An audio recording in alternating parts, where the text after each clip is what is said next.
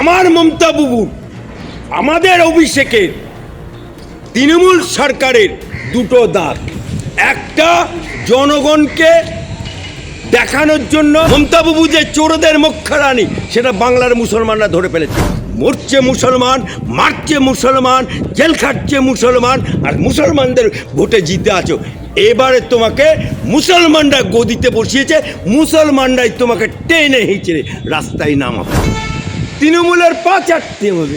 প্রশাসনের ভূমিকা তৃণমূলের দলদাসগিরি করতে হবে। প্রশাসনের ভূমিকা তৃণমূল নেতাদের গোলামি করতে হবে। প্রশাসনের ভূমিকা আব্বা হুজুর করতে হবে। প্রশাসনের ভূমিকা আব্বাজান আছি বলতে হবে। এটাই তো প্রশাসনের ভূমিকা। প্রশাসনের ভূমিকা কি নিরপেক্ষ আছে? যদি প্রশাসনের নিরপেক্ষতা থাকতো তাহলে বাংলায় আজকে এত দুর্নীতি হতো না। অথচ এই প্রশাসনকেই বাংলার মমতা বাবুর সরকার, মমতা খালার সরকার, মমতা আপার সরকার দিয়ে দিচ্ছে না। কিন্তু তথাপি তারা হকের সেই দিয়ে যখন জিতছে না, দিয়ে চাইতে গেলে বলছে কুত্তার মতো ভকভক করছে। লজ্জাও করে না প্রশাসনের যে দিয়ে পাচ্ছে না। তাই আমি প্রশাসনকে বলছি, যতই তোমরা দলদাসে পরিণত হও আর যতই তোমরা মমতা বাবুর পা চাটো, দিয়ে তোমার হচ্ছে না। মমতা বাবুর সরকার দিয়ে তোমাদের দিচ্ছে না। তাই তোমরা নিরপেক্ষভাবে কাজ করো, নাহলে হাইকোর্টে সব টানবো। কেউ বাঁচাতে পারবে না। সাগরদিঘি থানার ওসিকে কেউ বাঁচাতে পারেনি, তাকে টেনে নিয়ে গেছি হাইকোর্টের বুকে। আজকে বহু এসপি, এসডিও তারা যদি চাকরি বাঁচাতে চায়, যদি পেনশনটা পেতে চায়, এই মমতা বাবুর সরকার চিরকাল থাকবে না। বামফ্রন্টটা এককালে বলতো যে 35 বছর আমরা, 34 বছর, 200 কত আমাদের। সেই বামফ্রন্ট সরকার আজকে বাংলার মানুষ জিরো করে দিয়েছে। ক্যাডার ভিত্তিক দল তাদেরকে যখন জিরো করেছে বাংলার মানুষ, এই তৃণমূল তো ধার করা মাল। এদেরকে জিরো করতে বাংলার মানুষের বেশিক্ষণ সময় লাগবে না। দেখুন, আমার হাইকোর্টে মামলা হয়েছে। এখন মামলা জজ সাহেব গ্রহণ করেছে। এখন এটা আইনের আওতায় আছে। বিচারের দিন, বিচারের রায় হোক।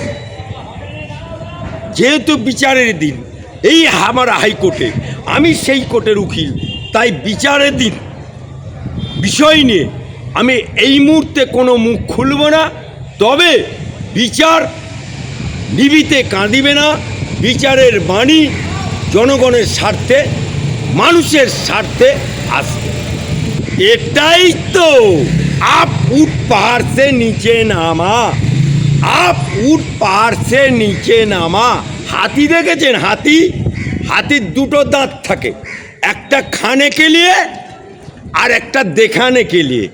আমার মমতা বাবুর আমাদের অভিষেকের তৃণমূল সরকারের দুটো দাঁত। একটা জনগণকে দেখানোর জন্য এসআরের বিরুদ্ধে রাস্তায় হাঁটা, এসআরের বিরুদ্ধে প্রতিবাদ করা, এসআর করলে আগুন ধরিয়ে দেবো, এটা হচ্ছে প্রতিবাদ, অর্থাৎ হাতির একটা দাঁত। আর একটা দাঁত হচ্ছে খানে কে লিয়ে अंदर की बात एसआर होगा। इसीलिए ममता बाबू पहले फॉर्म फिलअप किया, इसीलिए मदना पहले फॉर्म किया, इसीलिए उसको मंत्री चंद्रिमा वो फॉर्म किया। इसीलिए ये जे हाथी का दोगलापना, ये जे ममता सरकार को दोगलापना বাংলার মানুষ ধরে ফেলেছে।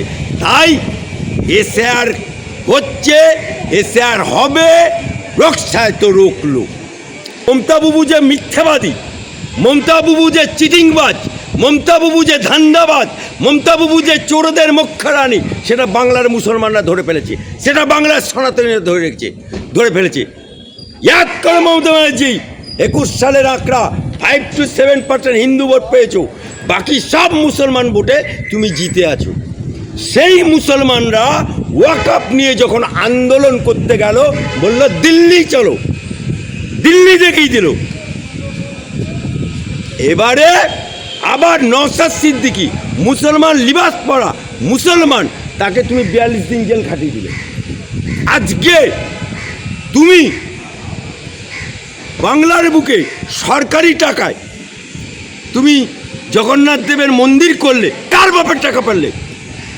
সরকারি টাকায় মন্দির হয়, সরকারি টাকায় মসজিদ হয়, সরকারি টাকায় গির্জা হয়, তুমি জগন্নাথের মন্দির করে দিলে। ও টাকা মমতা বুবুর খালো আপ্পার টাকা না, ও টাকা মমতা বুবুর বাপের টাকা না, ও টাকা বাংলার জনগণের টাকা, বাংলার মুসলমানদের টাকা, বাংলার হিন্দুদের টাকা, বাংলাবাসীর টাকা।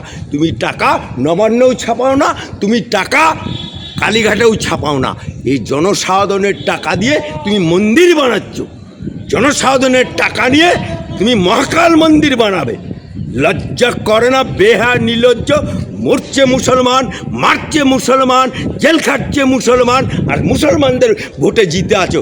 এবারে তোমাকে মুসলমানরা গদিতে বসিয়েছে, মুসলমানরাই তোমাকে টেনে হিঁচড়ে রাস্তায় নামাবে। সংখ্যালঘুদের পাশে কীরকম আছে? রেড রোডে নামাজ হলে, যে নামাজ খুশির ঈদ, যে নামাজে নারীদের প্রবেশ নিষেধ, সেখানে না বিয়ে কানায়ের মতো উনি চলে যান সেই রেড রোডের নামাজে, এরম করে ওড়নাটা মাথায় দিয়ে আল্লাহু আমিন, আল্লাহু আকবার উনি বলেন। আবার উনি দুর্গা পুজোয়, দুর্গার মন্দিরে পুজোর প্যান্ডেলে যখন ফিতে কাটেন, তখন বলে আমি সাত্বিক ব্রাহ্মণ, জ দেবী স্বর্গভূতস্যৈ নমস্তস্যৈ নমস্তস্যৈ। আবার এখন মতুয়াদের কাছে যাচ্ছে, বলে আমি গলায় তক্তি পরব, হরে রামা হরে কৃষ্ণ, খঞ্জনি বাজাবো। ওরে আমার বুবু জান রে, ওরে আমার খালা জান রে, ওরে আমার আপা জান রে, একই অঙ্গে কত রূপ দেখবো দিদি।